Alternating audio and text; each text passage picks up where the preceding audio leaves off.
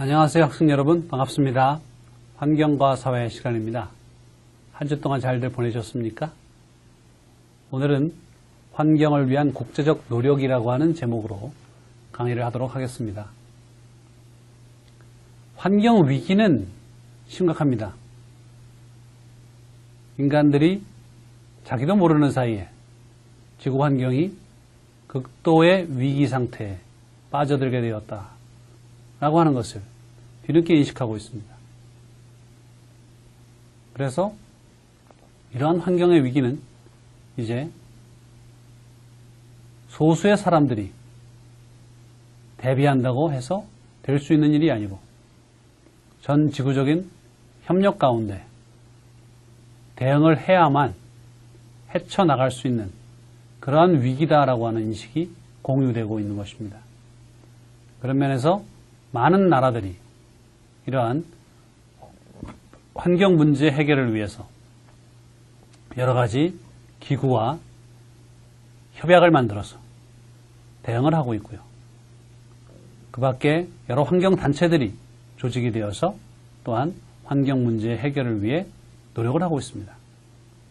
그럼에도 불구하고 여전히 환경을 파괴시키는 그런 방향의 활동들이 계속 일어나고 있는데요.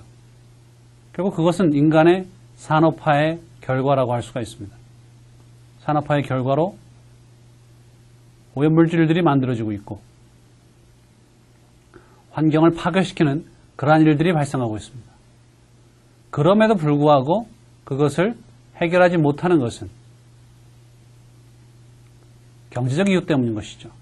각국의 이해관계가 이 경제적 이익을 두고 첨예하게 대립하고 있기 때문에 결국 국민의 삶의 질을 위해서 당장의 질이 되겠죠. 당장의 질을 유지하거나 높이기 위해서 자국의 이해를 들고 나올 때 결국에 전 지구적 관점에서 보면 환경의 위기를 더욱더 부채질하는 그러한 일들이 많이 있다는 것입니다. 그럼에도 불구하고 그러한 국가 이기주의적 모습을 보이는 경우도 많이 있는데요. 결국 이러한 것들은 다른 나라들이 해당 국가에 대해서 압력을 가함으로써 더 이상 그러한 행동을 할 수 없도록 만들려고 하는 그런 식의 이제 협력 체제가 유지가 되고 있는 것입니다. 그런 면에서 우리나라도 이런 여러 국제적인 협약과 의정서에 사인을 한 상태입니다. 우리나라도 OECD 국가 내에서 점점 위상이 높아짐에 따라서 환경 문제를 해결하는 면에 있어서도 또한 그 역할이 증대될 필요가 있습니다. 단순히 우리나라 자국의 이익만을 위해서 우리가 적은 시야로, 작은 시야로 이제 세상을 바라볼 것이 아니라 보다 넓은 시야를 가지고 전 지구적 차원에서 환경 문제를 해결하기 위한 그러한 노력들에 우리의 관심을 집중할 필요가 있는 것입니다. 그 환경을 위한 국제적 노력에 있어서 첫 번째 시도라고 할 수 있는 것이 1972년에 나온 스톡홀름 선언입니다. 1972년 6월에 UN 환경회의가 스톡홀름에서 열렸습니다. 그래서 국제적인 환경 문제에 효과적으로 대처하기 위한 필요성에 여러 국가들이 동의를 하고요. 새로운 국제적인 환경 법 질서를 만들자라고 하여서 비로소 이제 세계적으로 환경적 위기에 대한 대응으로서 국제적 공조를 약속한 그러한 선언이 스톡홀름 선언이 되겠습니다. 그래서 이러한 선언이 나오는 데는 이제 레이첼 카슨의 저서 침묵의 봄이 상당히 중요한 역할을 했죠. 레이첼 카슨의 침묵의 봄은 DDT의 피해를 지적한 책이죠. DDT를 해충을 없애기 위해서 무분별하게 뿌렸더니 새들이 다 죽게 되어서 결국에는 봄에 지저귀는 새들이 없어지게 되었다. 미국에서의 상황입니다. 미국에 실제로 그런 일들이 발생하였고요.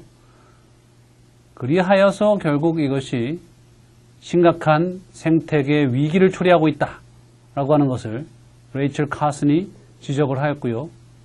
케네디 정부가 이에 반응을 보여서 적극적으로 대응을 하기 시작을 했고, 그러한 반향은 미국뿐만 아니라 다른 여러 나라에도 이르고요.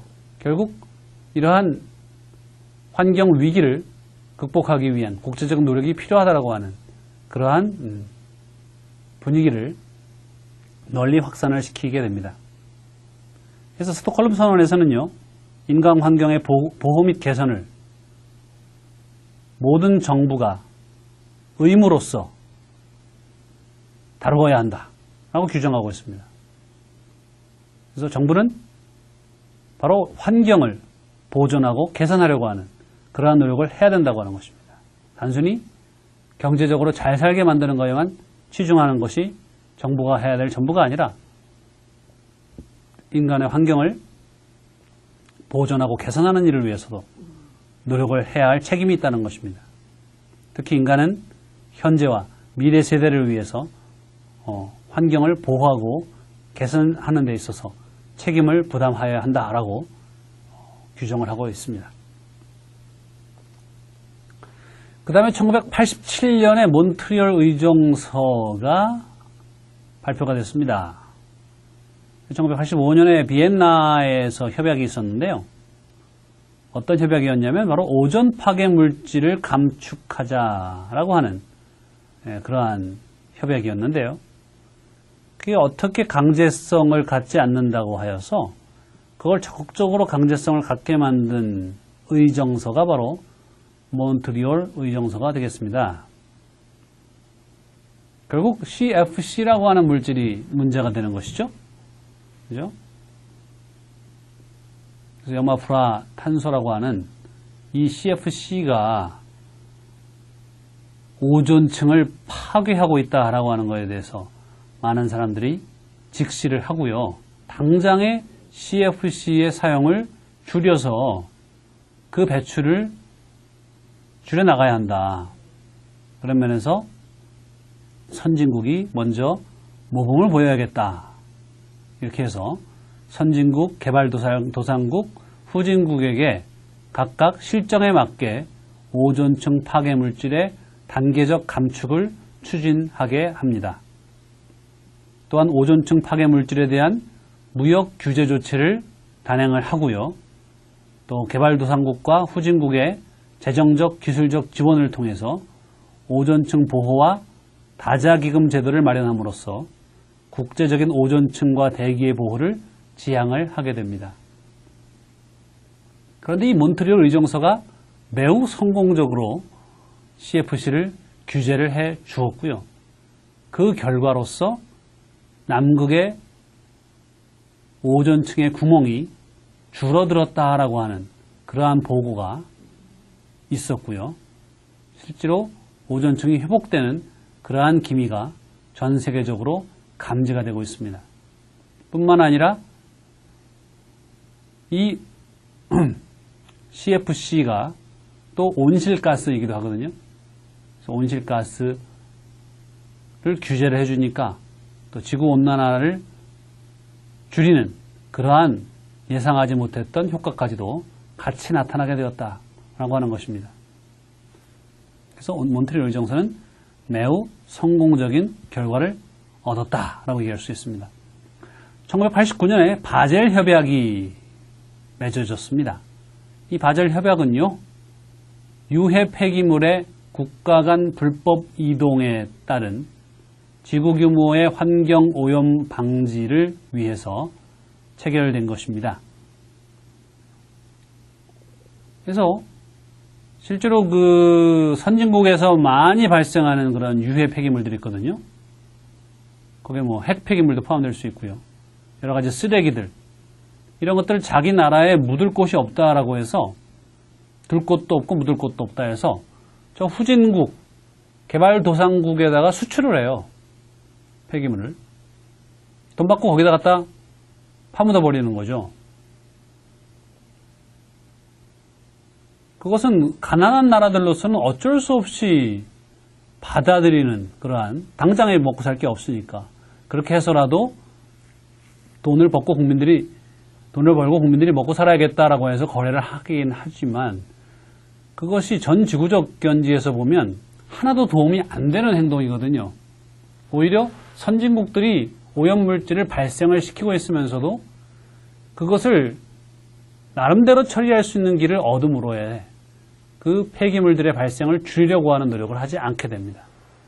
그러므로 일단 그러한 거래를 차단을 시키고, 오염물질 발생 국가가 자체적으로 그것을 해소할 수 있게끔 할 때라야 스스로 부담을 지고 오염물질의 발생량을 줄이고, 또 그거를 효과적으로 처리하기 위한 기술 또한 개발을 하게 될 것이다 하는 겁니다. 그래서 그동안 참 무분별하게 개발도상 국가들의 환경이 파괴됐는데, 그것을 환경 친화적인 그러한 사업을 통해서 회복을 시켜줘야겠다라고 하는 그러한 노력으로서 스위스 바젤에서 채택이 된 것이 바젤 협약입니다. 그래서 협약 당사국에 유해 폐기물 수출입 금지 권한을 부여를 했습니다.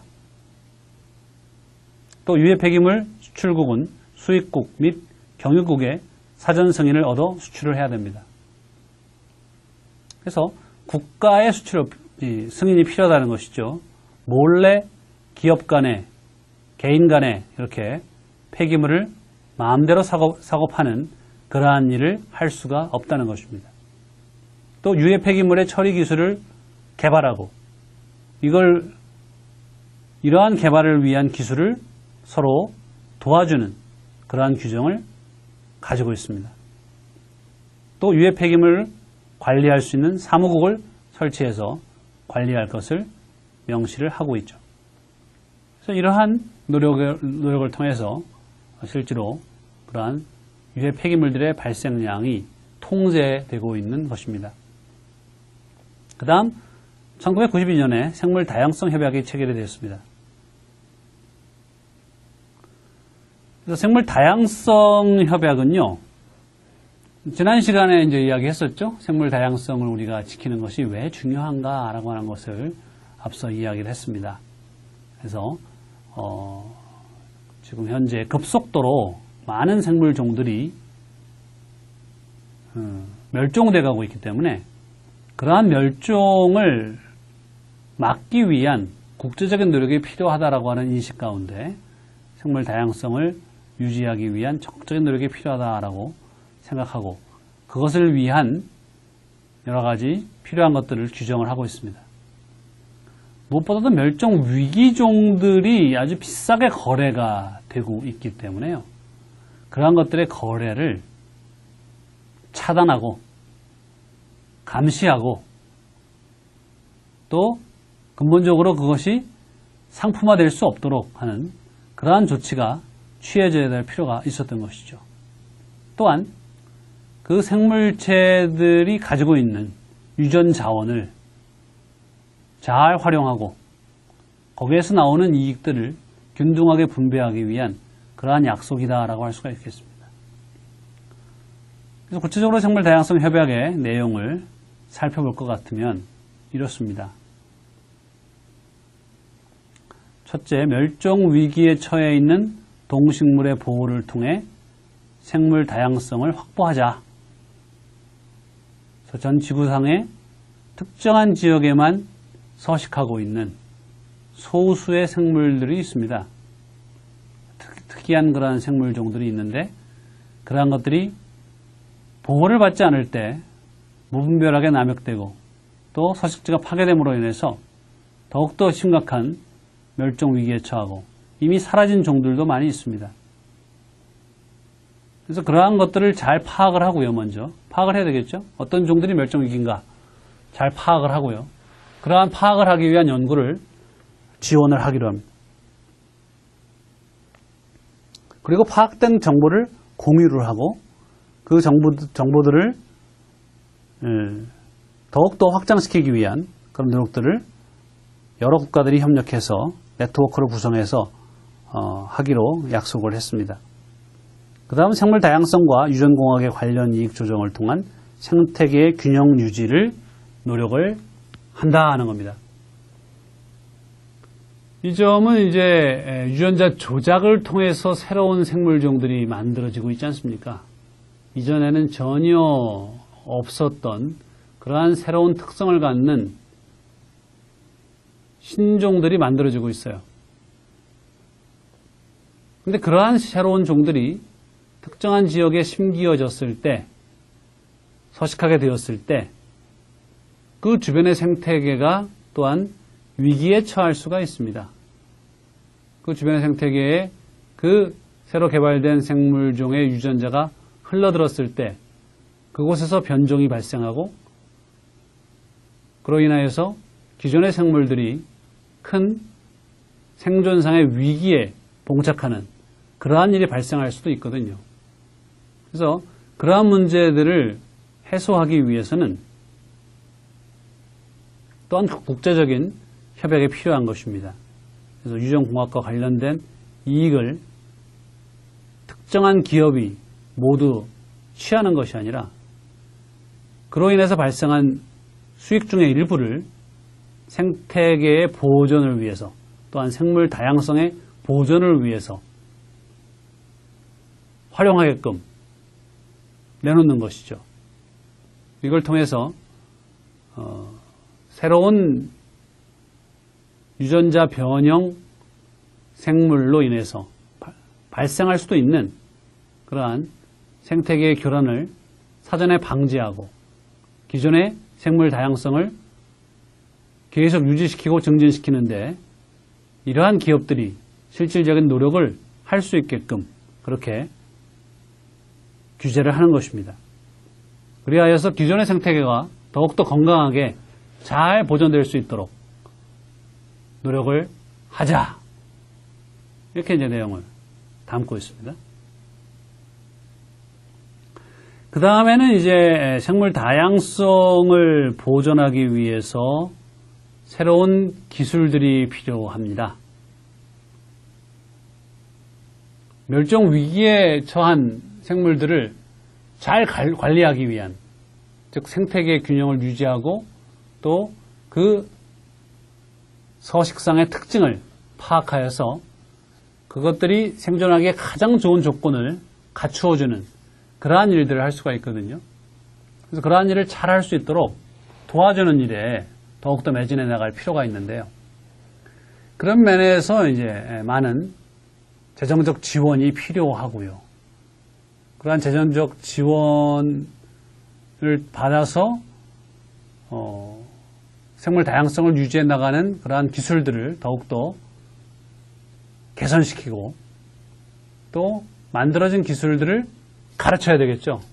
혼자만 알고 있으면 안 되니까 가르치기 위한 또 경비가 필요합니다. 확산을 시키기 위한, 배포하고 확산시키기 위한 그런 면에서도 또 지원이 필요하기 때문에요. 그래서 이런 모든 것들을 좀 이제 저작권 같은 거 따지지 말고 좀 더 많은 사람들이 쉽게 접근해서 공유할 수 있게끔 그렇게 하자라고 하는 것이죠. 그런 면에서 이제 돈이 필요한 거죠. 돈을 지원을 해서 이러한 고급 정보들이 더 잘 확산될 수 있도록 노력을 하자라고 해서 구체적인 그러한 내용들을 포함을 하고 있는 것입니다. 그래서 생물 다양성 협약은 멸종 위기에 처한 생물종들을 보존하고 또한 유전자 변형에 의거해서 발생할 수 있는 그러한 많은 위험들을 사전에 방지하고 최종적으로는 생물 다양성을 더욱더 극대화하기 위한 그러한 노력들을 하기 위한 구체적인 내용들을 담고 있다고 하는 것입니다. 그래서 카르타헤나 의정서가 이제 이와 관련이 있죠. 그죠? 생물 다양성 협약의 부속 의정서로서 2000년에 선포가 되었습니다. 그래서 카르타헤나 의정서는 구체적으로 유전자 변형 생물체에 대한 규정을 담고 있어요. 그래서 옛날에는 GMO라고 불렀죠. Genetically Modified Organism이라고 해서 GMO라고 불렀는데 지금은 또 LMO라고 하는 용어를 씁니다. Living Modified Organism이라고 해서 LMO. 그래서 공이 유전자 변형 생물체라고 우리가 번역을 하고 있습니다. 유전자 변형 생물체의 국가 간 이동을 규제하는 최초의 국제 협약으로서 생물 다양성 협약의 부속 의정서로서 채택이 되었습니다. 그래서 앞서 말씀드린 것처럼 유전자 변형 생물체가 인간의 보건상에 어떤 위해가 있는가라고 하는 것이 밝혀지지 않은 경우가 많습니다. 그런 경우를 하더라도 전혀 해가 없다라고 하기에는 너무나도 기간이 짧기 때문에 유전자 변형 생물체가 나온 횟수가 짧기 때문에 그걸 인간이 먹었을 때 발생할 수 있는 위해 효과에 대한 충분한 그런 검증의 기회가 없었다라고 할 수가 있습니다. 그런 면에서 그런 생물체로 만들어진 식품을 우리가 먹는다고 하는 것은 상당히 위험성을 내포하고 있는 거라고 할 수가 있죠. 물론 값이 싸다고 하는 이유에서 많은 사람들이 생각 없이 막 사 먹고 있긴 하지만 장차 그것이 어떠한 문제를 일으킬 건가라고 하는 걸 우리는 알 수가 없습니다. 그런 면에서 유전자 변형 생물체에 대한 어떤 규정이 필요하다는 것이죠. 스카르타에나 의정서에 보면 이런 내용들을 담고 있습니다. 환경과 유전자 조작 농업상품을 대상으로 LMO가 국가 간 이동 결과 야기할 수 있는 잠재적 위험으로부터 생물 다양성을 보호하자라고 하는 내용을 담고 있죠. 그래서 기본적으로 자연 상태로 존재하는 그러한 생물들이 있습니다. 특히 나무나 어류나 종자 이런 것들이죠. 그래서 자연 상태의 생태계 내에 존재하는 그러한 생물 개체들이 때로는 이러한 변형된 생물체들이 그 지역에 유입이 되었을 때 그들과의 새로운 경쟁 관계에 놓이게 되고 또 그들이 가지고 있는 변형된 DNA를 받을 수도 있거든요. 그러면 기존의 DNA가 변형되면서 또 새로운 변종이 출현할 수도 있습니다. 그래서 이러한 잠재적인 위험이 항상 상존하고 있다라고 하는 거죠. 그래서 최근에 보면은 유전자 조작 농업 상품들이 참 많아졌습니다. 식품이나 사료용 옥수수나 곡물 이런 것들이 특히 다양하게 많이 개발되었기 때문에 그런 것들이 지금 대량으로 키워지고 있거든요. 엄청나게 넓은 땅에서 몬산토 같은 그러한 국제적인 식품 기업에 의해서 재배가 되고 있어요. 그로 인해서 물론 엄청난 수익을 창출을 하죠. 이러한 변형 농산물들은 특히 열악한 그러한 환경에서도 잘 자랄 수 있게끔 또 병충해 같은 거에 강하게 만든다든지 가뭄에 강하게 만든다든지 이런 나름대로의 어떤 환경 저항성 특성들을 가지고 있기 때문에 잘 자랍니다. 잘 자라고 결국 그로 인해서 또 엄청나게 큰 수익을 창출할 수도 있는 그런 가능성이 있기 때문에 그래서 이들이 더욱더 확산되어서 많이 재배되게 되었을 때 그로 인해서 우리가 예상치 못했던 피해가 한참 지난 다음에 발생을 할 수도 있거든요. 그러한 위험들을 사전에 인지하고 그 인근 지역, 이런 대농장이 만들어진 인근 지역에서의 생물 환경을 잘 보존하기 위한 그러한 자금들을 끌어모으고 연구들을 가속화시키고 그리하여서 또 위해성에 대한 연구도 가속화시켜서 사람들이 더욱더 안심하고 이런 것들을 먹을 수 있는 길을 열어줘야겠다. 이런 거죠. 그래서 기본적인 몇 가지 원칙들이 있습니다. 사전 통보 동의의 원칙. 그래서 유전자 변형 생물체를 어느 지역에다가 우리가 수출하겠다. 사전 통보를 해야 됩니다. 그리고 동의를 얻어야 되겠죠.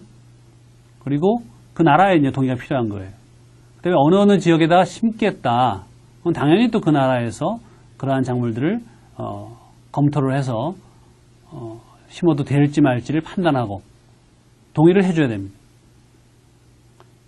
그 다음 사전 예방 원칙이라고 하는 게 있습니다. 그래서 유해성이 밝혀지기 전에 밝혀진 다음에서야 뭔가 책임을 지고선 대처를 해나가는 식으로 하지 말고 가능성이 있다고 하는 걸 인지했을 때 미리 예방을 하자는 것입니다.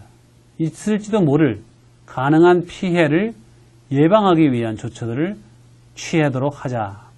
사실 뭐 기업 입장에서는 우리가 해롭다라고 하는 거를 벌써 입증된 것도 아닌데 왜 우리가 모든 책임을 져야 되느냐라고 불평불만을 토로할 수도 있습니다.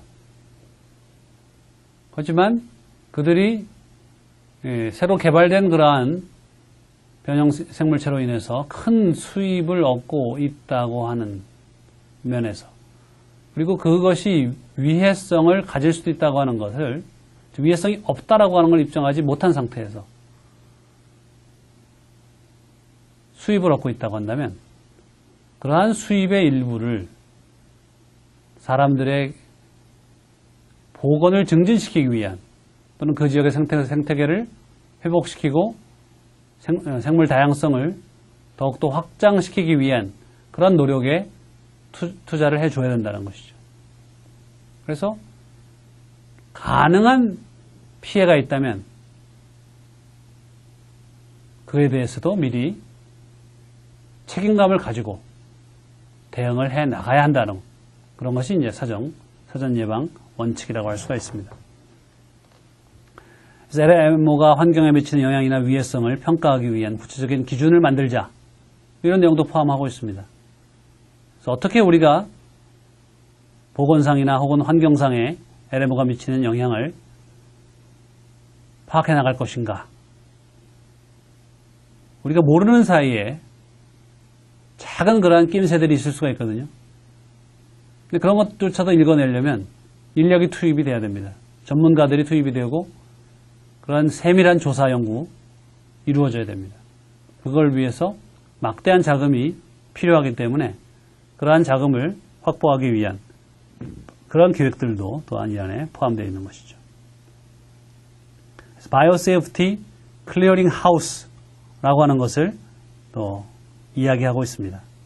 그래서 생물들의 다양성을 계속 보존하기 위해서 그것을 책임있게 운영하기 위한 그런 구체적인 그러한 작업들이 이루어질 수 있게끔 그 구심점을 마련해야 될 필요성을 규정을 한 것이죠. 그래서 이러한 노력들이야말로 여러 환경상의 문제들을 사전에 인지하고 그것을 전 지구적 협조 가운데 이뤄가기 위한 노력들이다라고 얘기할 수가 있는 것입니다. 그 다음에 중요한 것이 이제 1992년의 리우 선언입니다. 그래서 리우데자네이루에서 브라질이에요. 리우데자네이루에서 1992년에 리우 선언이 있었고요. 이 리우 선언이야말로 스톡홀름 선언 이후 또 새로운 국제적 환경 위기 대응의 전기를 마련했다라고 평가할 수 있는 그러한 선언이 되겠습니다.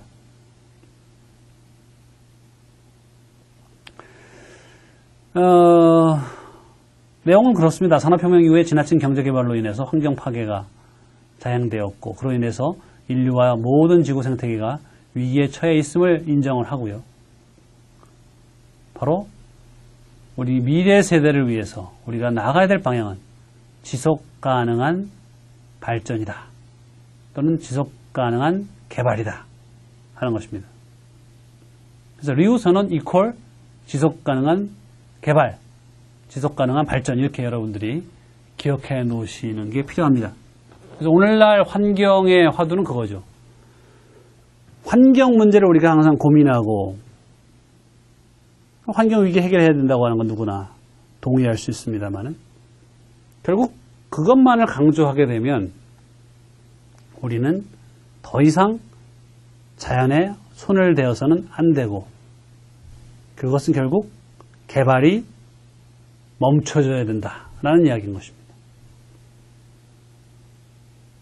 하지만 인간이 또 계속 인구도 늘어나고요. 또 삶의 질을 드높이기 위해서 어떤 형태로든지 발전을 해나가야 됩니다. 경제 발전을 해나가야 돼요. 자연을 또 개발을 해야 되고 이용을 해야 됩니다. 하지만 그러한 이용이 궁극적으로 자연을 파괴하여서 계속 이용해 나가는 것을 종식시키게 된다면 그거는 올바른 이용의 자세가 아니라는 것이죠. 그래서 sustainable, 지속 가능한 그러한 이용을 해나가야 된다는 것입니다. 이용을 하기는 하되 그 이용이 영구적으로 지속될 수 있게끔 그 방법이나 정도를 잘 택해야 된다고 하는 것입니다. 그래서 미래 세대들도 역시 동일한 발전, 동일한 이용을 계속 해나갈 수 있게끔 모든 여지들을 남겨주어야 된다는 것이죠. 그래서 속도와 정도를 잘 컨트롤해서 환경에 가장 적은 영향을 미치면서 인간의 삶의 질 또한 최대한 향상시킬 수 있는 그러한 개발과 그러한 기술들을 만들어 가야 할 것이다. 환경이 지탱할 수 있는 그러한 범위 내에서 개발을 해나가자라고 하는 의미에서 리우선언에서는 지속가능한 발전을 모토로 내걸었습니다. 그래서 주요 내용을 보면은요, 좀 몇 가지 원칙들을 쭉 제시를 했는데 그 원칙 1에 이런 내용을 담고 있습니다. 인간은 지속가능한 개발을 위한 관심의 중심으로 자연과 조화를 이룬 건강하고 생산적인 삶을 향유하여야 한다. 그래서 인간이 이런 권리를 가지고 있다는 것이죠. 건강하고 생산적인 삶을 살 수 있는 권리를 가지고 있는데 그것은 자연과 조화를 이루는 가운데 지속되어야 한다고 하는 것이죠. 결국 지속가능한 발전의 중심은 인간인데요. 그 인간이 어떠한 태도를 취하냐에 따라서 그 삶의 질이 크게 달라질 수가 있습니다. 삶의 질을 더욱더 증진시키기 위한 노력은 결국 자연과 조화를 이루는 면에서 부족함이 없도록 해야 된다는 것입니다. 그 다음 원칙 17을 보면은요, 환경영향평가 제도가 국가적 제도로 실시되어야 한다라고 명시를 하고 있습니다. 그래서 우리가 이제 뭐 어느 지역에 도로를 뚫는다, 어느 지역에 건물을 크게 짓는다, 공장을 만든다, 뭐 이렇게 개발을 하려고 하게 되면은요, 이제 국가가 환경영향평가라고 하는 것을 강제를 합니다. 그러한 개발 결과 환경에 어떤 영향을 미칠지에 대해서 사전에 미래의 모습을 제시를 하라는 것입니다. 그래서 이러한 가늠을 하기 위해서 이제 전문가 집단이 양성되어야 될 필요가 있는 것이죠. 어느 지역에 큰 빌딩이 들어서게 되면 그 지역이 교통량이 어떻게 바뀌고 그 지역의 공원, 녹지대는 어떻게 바뀌고 또 공기는 어떻게 달라질 것인가, 이러한 여러 가지 요소들을 다 고려를 해서 새로운 개발이 그 지역에 미칠 수 있는 환경의 변화에 대해서 충분히 제시를 해야 되고요. 그러한 영향의 결과가 값으로 계산이 될 수가 있거든요. 그 일대 지역에 끼치는 그러한 환경 파괴의 정도, 환경 변화의 정도로 인해서 발생해야 될 비용들이 있습니다. 그런 비용들에 대해서 이제 파악을 하고요. 그것이 일정한 범위를 초과하게 되면 그 개발은 포기를 해야 되는 것이죠. 하지만 그것을 감당할 수 있는 그런 여지가 있다면 또는 값을 치르고라도 그 주변의 지역 사람들이 입는 피해를 감안을 해서 그러한 사람들에게 상응하는 보상을 제시해 준다고 한다면 그것 또한 그 범위 내에서는 허용이 가능하다, 이렇게 이야기할 수가 있는 것이죠. 그래서 이러한 국가적 규제로서 환경영향평가 제도를 마련했다고 하는 것이 리우선언의 하나의 특징이라고 할 수가 있겠습니다. 원칙 27을 보면은요, 각 국가와 국민은 그 선언에 표명된 원칙의 실천을 향하여 성실히 또한 동반자의 정신으로 협력해야 한다. 그래서 특정 국가들만 지켜야 될 것이 아니라 전 지구상의 모든 국가가 또 국가와 국민이 이러한 지속가능한 발전을 위한 구체적인 내용들을 달성하기 위해서 적극적으로 협력을 할 것을 약속을 했습니다. 그래서 기본적인 그러한 원칙이 세워졌으니까요. 그러한 약속을 지키기 위한 많은 내용들이 이제 만들어지게 되었고, 그로 인해서 이후에 환경을 보존해 나가고 환경위기를 극복하기 위한 전 지구적 노력이 더욱더 가속화되는 그러한 기초를 마련했다라고 하는 점에서 리우 선언은 매우 중요한 선언이었다고 할 수가 있고요. 이제 20여 년이 지난 상황에서 그 효력 또한 상당히 커서 많은 그러한 환경 위기를 완화시키기 위한 노력들이 이후에 이루어질 수 있게 되었다. 그렇게 말할 수가 있겠습니다. 그 다음에 1997년에 교토의정서가 체결되었는데요. 이것이 바로 온실가스를 배출을 감축하자라고 하는 그런 약속이었던 것이죠. 그래서 우선적으로 선진국들이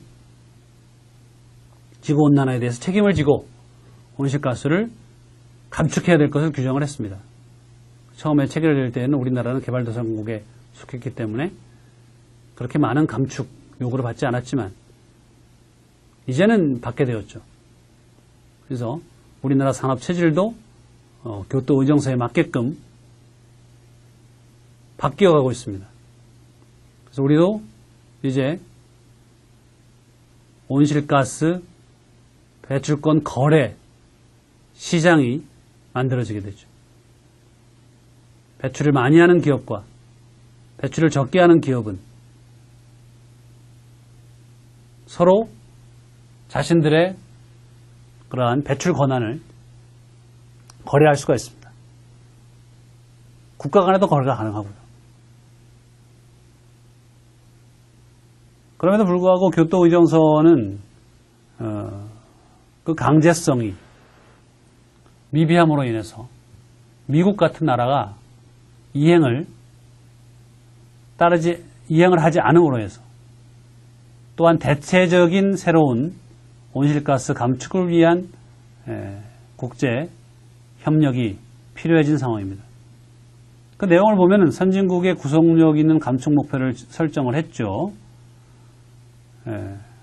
그걸 위해서는 결국 그 나라들마다 엄청난 그러한 비용을 감당을 하면서 결국 온실가스를 줄인다고 하는 얘기는 산업 발전 속도를 줄인다는 얘기가 똑같기 때문에 산업 구조 자체, 산업의 체질 자체를 바꿔야 되는 큰 비용이 드는 일입니다. 그런 면에서 선진국들이 모범을 보여야 한다라고 교토의정서는 얘기를 하고 있습니다.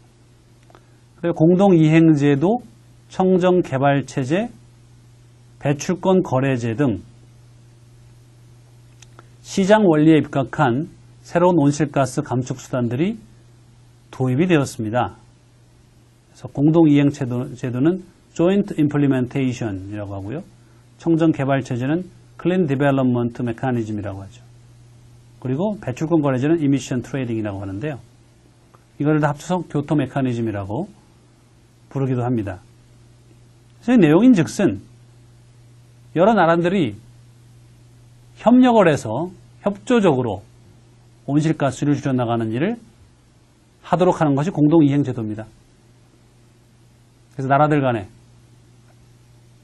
온실가스를 줄이기 위한 기술들을 교환하고 또 잘 줄일 수 있는 나라와 그렇지 못한 나라들이 서로 보조적 관계를 유지할 수가 있다는 겁니다.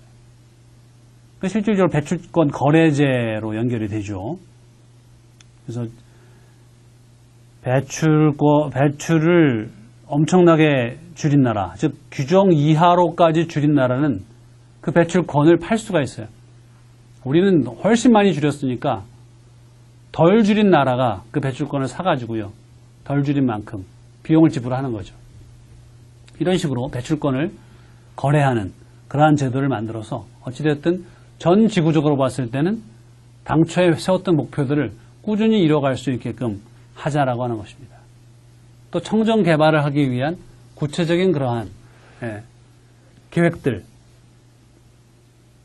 그래서 지구의 공기를 깨끗하게 만들어서 온난화를 감속시키기 위한 구체적인 노력들을 하자라고 하는 면에서 교토의정서는 어떤 강제성을 가지고 있었습니다. 그래서 국가 간의 연합을 통한 공동 감축 목표 달성을 허용을 하고 있어요. 그래서 한 나라가 못한다면 짝을 지어서 공동으로 서로 돈을 주고받으면서 공동으로 목표를 이뤄갈 수 있게끔 그렇게 해 주었는데요. 역시 몇몇 나라들이 일방적으로 그러한 것들을 이행을 하지 않고 국가적 그 비준에 비준을 통과하지 못했다라는 이유로 이행을 하지 않는 그런 일들이 발생을 하면서요. 이 온실가스 배출을 줄이는 문제가 아주 심각한 그러한 국제적 문제로 계속 대두되는 만큼 이로 인한 갈등 또한 앞으로 심화될 그러한 조짐이 있는 것입니다. 그 다음에 이제 이러한 환경위기를 극복하기 위해서 노력하는 두 기구를 소개를 하겠습니다. 첫 번째는 IPCC입니다. Intergovernmental Panel on Climate Change를 줄여서 IPCC, 번역하자면 정부 간 기후변화 패널이라고 할 수가 있겠는데요. 1988년에 유엔 환경계획과 세계 기상기구가 함께 결성을 하였습니다. 그래서 130여 개국의 관리들과 수천 명의 과학자가 참여하는 기구로서 지구 기후변화에 중요한 기여를 했다 해서 2007년에 노벨 평화상을 수상을 했습니다. 그래서 인간 활동이 기후변화에 끼치는 위험을 평가하고 관련 보고서를 내는 것이 주 임무였는데 그 보고서가 아주 험악한 미래를 예측을 했죠. 지구온난화는 이대로 가다가는 큰일 난다. 그래서 지구온난화 문제에 가장 중요한 위상을 지녔고요. 1990년, 1995년, 2001년, 2007년 4차례 보고서를 냈습니다. 4차례 보고서에서 지구온난화를 확실한 현상으로 진단을 하고 인간 활동이 이를 유발했을 가능성이 90% 이상이다라고 보고를 했습니다마는 이후에 이러한 보고서 내용이 많이 조작되었다라고 하는 그런 구설수에 오르기도 했죠. 제대로 조사가 이루어지지 않았다라고 하는 그런 많은 허점들이 발견되면서 이 IPCC의 활동 자체, 지구온난화가 조작된 것이다라고 하는 그러한 반대 측의 목소리도 또한 높아지고 있는 상황입니다. 어찌됐든 이 보고서는 지구온난화가 이대로 계속된다면 이번 세기의 기온이 섭씨 1.4 내지 6.4도까지 오르게 될 것이고 해수면도 18cm 내지 59cm까지 상승할 것이라고 하는 어두운 예측을 한 바 있습니다. 근데 그러한 예측 자체가 정확한 과학적 근거에 바탕하고 있지 않다라고 하는 그런 반대측의 주장 또한 만만치 않게 제시가 되고 있는 상황이죠. 어찌됐든 앞으로 세계 기후변화, 지구온난화 문제 해결에 주목해야 될 그러한 기구가 되겠고요. 그 다음에 이제 순수 민간기구로서 그린피스가 있습니다. 1971년에 캐나다 브리티시 컬럼비아에서 설립되었고요. 세계에서 가장 영향력 있는 환경보호단체의 하나입니다. 핵무기를 반대하고 고래잡이 반대하고 생물 다양성 보존을 등 다양한 분야에서 활동을 하고 있죠. 다른 단체와 달리 공격적인 그러한 시위를 벌이는 것으로 유명하죠. 그래서 본부는 네덜란드 암스테르담에 소재하고 있고요. 85년에 프랑스 핵실험 반대 운동을 벌이고 93년에 영국 근방의 원유 유출 사건 때 야생동물 구조 운동을 벌인다든지 95년에 또 프랑스 핵실험 반대 운동 등등 환경위해적 활동이 자행되고 있는 곳에 직접 가서 몸으로써 그것을 막는 그런 활동을 벌임으로써 언론에 많이 비춰지는 그런 활동을 하는 기구죠. 어찌되었든 이러한 활동 자체가 환경 문제를 이슈화하는 그런 취지가 있는 것이죠. 그러면 상당히 성공적이었다라고 평가할 수가 있습니다만은 환경에 그러한 부담을 주는 그러한 어떤 개발 활동을 하는 주체들에게 있어서는 상당히 까다로운 그런 존재라고 할 수가 있습니다. 물론 이러한 단체 말고도 이제 많은 그런 환경 단체들이 있고요. 우리나라에도 환경운동연합이라든지 그런 다양한 단체들이 있어서 환경 문제를 해결하기 위한 노력들을 경주를 하고 있습니다. 그래서 그러한 노력들이 결국 우리로 하여금 좀 더 쾌적한 환경에서 풍요로운 삶을 누리자라고 하는 취지에서 활동들이 이루어지고 있는 것인데요. 그러한 활동으로 인해서 또 경제 개발이 잠식당할 수가 있는데 그러한 두 마리 토끼를 어떻게 잘 잡을 것인가라고 하는 것이 앞으로 환경 문제 해결에 어떤 성패가 달려있는 중요한 문제라고 할 수가 있겠습니다. 자, 이렇게 해서 오늘 강의를 마무리 짓도록 하겠습니다. 환경 문제 해결을 위한 국제적인 노력에 대해서 살펴보았습니다. 다음 주에 또 새로운 주제를 가지고 찾아뵙겠습니다. 다음 주가 마지막이네요. 그죠? 자, 드디어 한 학기 다 마무리됩니다. 여러분, 한 학기 잘 마무리하십시오. 다음 주에 뵙겠습니다.